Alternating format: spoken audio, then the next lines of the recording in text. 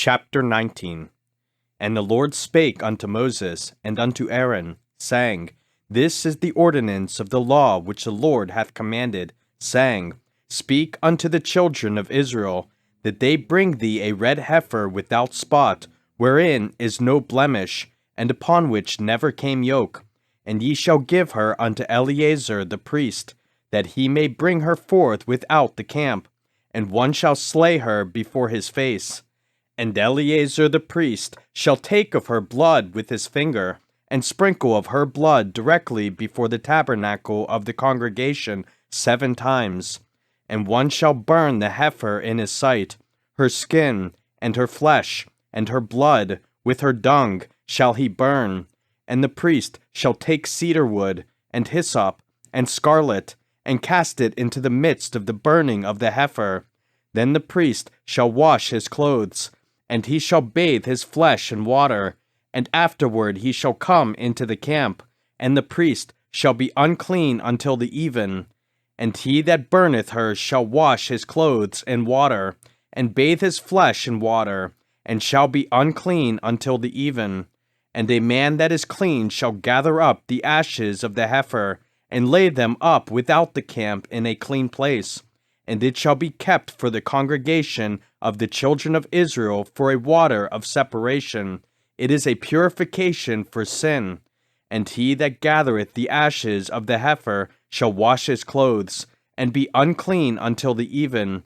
And it shall be unto the children of Israel, and unto the stranger that sojourneth among them, for a statute forever. He that toucheth the dead body of any man shall be unclean 7 days. He shall purify himself with it on the 3rd day, and on the 7th day he shall be clean. But if he purify not himself the 3rd day, then the 7th day he shall not be clean. Whosoever toucheth the dead body of any man that is dead, and purifieth not himself, defileth the tabernacle of the Lord. And that soul shall be cut off from Israel, because the water of separation was not sprinkled upon him. He shall be unclean. His uncleanness is yet upon him. This is the law. When a man dieth in a tent, all that come into the tent, and all that is in the tent, shall be unclean 7 days. And every open vessel, which hath no covering bound upon it, is unclean. And whosoever toucheth one that is slain with a sword in the open fields, or a dead body, or a bone of a man, or a grave, shall be unclean 7 days.